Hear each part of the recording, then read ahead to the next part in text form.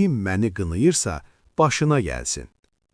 Müğənni Leyla Rəhimova canlı efirdə üzləşdiyi ciddi problemlə bağlı açıqlama verib.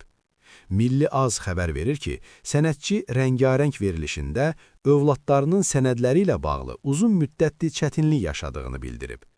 Leyla Rəhimova deyib ki, uşaqlarının rəsmi sənədlərini ala bilmir və bu səbəbdən səfirliyə də müraciət edib. Lakin ona bildirilib ki, bu məsələ səfirliyin səlahiyyətinə aid deyil.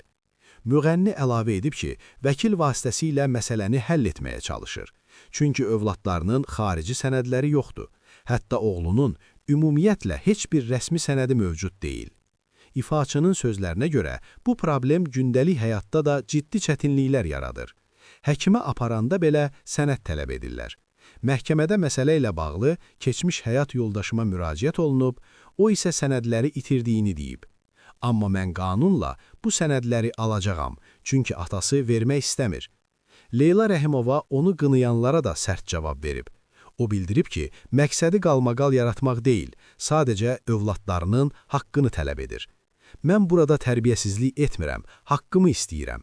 Sabah övladlarım ABŞ-a getsə, onları necə tək buraxım? Kim məni qınayırsa, başına gəlsin. Sənədsiz kimi kim qəbul edir ki? Müğənninin bu açıqlamaları sosial şəbəkələrdə geniş müzakirələrə səbəb olub.